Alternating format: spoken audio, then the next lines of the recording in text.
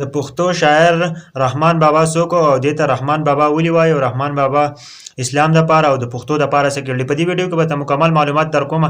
که تاسو نه یې خبر کنه نو ځان ته ضرور خبر کړئ، ځکه چې زموږ له پکار ده چې زموږ د پښتو شاعر دی، نو پکار چې موږ ته دې دا ټول ډیټیل معلومي ښه. نو دا په دې ویډیو کې به زه سره شریک کوم او زما ټول تخواست دی یار چې دا ویډیو د نورو ملګرو سره هم شیر کړئ چې زموږ نورو پښتنو ته ورسي، چې نورو پښتنو هم د دې نه خبر شي چې پکار چې موږ ته د خپل شاعر او د هغه څه نومونه معلوم وي چې هغه په کوم ځای کې پیدا شي او څومره عمر یې تېر کړی او شاعري یې څنګه هغه څه کړله لیکلي ده. نو تاسو به هم ډېر زیات حیران شئ. ملګرو راځئ، رحمان بابا چې دی نو دې نوم خپل دی عبدالرحمن په 1632 کې دا پیدا شو. رحمان بابا په 1632 په بهادر کلي کې پیدا شوی او بهادر کلی د پېښور نه کوهاټ طرف ته یو 2 میله فاصله کې موجود دی. د رحمان بابا وفات 1715 کې وفات شوی او ټول عمر یې 83 کاله او تاریخ د رحمان بابا د پلار د خپل کلی ملک و. تاریخ لیکي چې د رحمان بابا پلار چې ونو دا د خپل کلی ملک او د رحمان بابا چې ون نو دیو کورنۍ چې ونو ډېره زیاته مالداره وه، ډېر زیاته پیسې وسه ورسره وې، لیکن ډېر زیات مالداره خلک وو په هغه وخت کې. او رحمان بابا چې دی نو دیو ملنګ او فقیرۍ ژوند یې خوښاوه، هسې ملنګ به ګرځېده او هسې فقیر غوندې ژوند یې خوښېده. نو الله پاک ورله دومره غټ مقام هم ورکړی دی.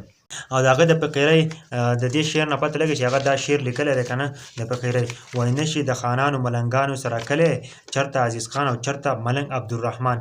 که نه دا شعر لیکلی دی نو دې نه پته لګي چې هغه څومره فقیر او ملنګ ژوند تېراوه. لیکن هغه که تاسو سوچ وکړئ نو څومره مالداره خلک او څومره مالداره خاندان او ښه.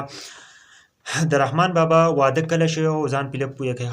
د رحمان بابا واده کړی و د هغه چې ونو چې کله واده یې وکړو نو هغه نه پس د هغې یوه لور پیدا شو او د لور او یو زوی پیدا شو چې زوی څه شو وفات شو او دا لوره چې څه شوه نو واده شوه. چې کله لور واده شوه که نه دي د هغه لور او دا لور چې کومه لوریانې شوي دي نو هغه به اوس هم وایي ژوندی دي. خزانه کتاب کې لیکلي چې رحمان بابا چې دی نو اولنی تعلیم یې د یوسف نه حاصل کړی و او بیا په 13-14 سال کې د قرآن او تعلیم عبدالحق نه حاصل کړی و. عربۍ او فارسي کې ډېر ماهر و او قرآن او حدیث باندې ډېر زیاته پوهېده. رحمان بابا د هلک په عمر کې شاعر شو. د هغه شاعري به څنګه کوله او تاسو به هم ډېر زیات چې هغه به په یو خوړ کې رحمان بابا ناست و، د هغه یو ملګری دی مجنون نوم یې دی چې د هغه سره به ناست و او کاڼي به یې راغېستل او په کاڼو باندې به یې شاعري کوله. چې کله به یې په کاڼو باندې شاعري وکړه نو خلکو به راغی او هغه کاڼي به یې ویوړل، هغه شاعري به یې څه کړه یادوله ملګرو. او رحمان بابا چې دی نو خپل شعرونه کې د عشق حقیقي ذکر کړی دی. عشق حقیقي هغه ته وایي چې الله او د الله د رسول سره د خپلې مینې محبت اظهار کړی دی، لکه چې هغه به پکې یاد کړي چې زه د الله رب العزت او الله د رسول سره مینه کوم. هغه په شعرونو داسې رحمان بابا مزار چې دی نو پېښور په 100 میټره فاصله کې بهادر کلي کې موجود دی. رحمان بابا صوفي شاعر و، د الله او د الله د رسول سره د مینې اظهار کړی و. لکه صوفي دې ته وایي چې د الله او د الله د مینې د الله سره او د الله د رسول سره د مینې اظهار کړی و، صوفي و. د رحمان بابا یو کتاب دی چې دیوان رحمان بابا کتاب دی چې د هغه په 404 پاڼو باندې مشتمل دی.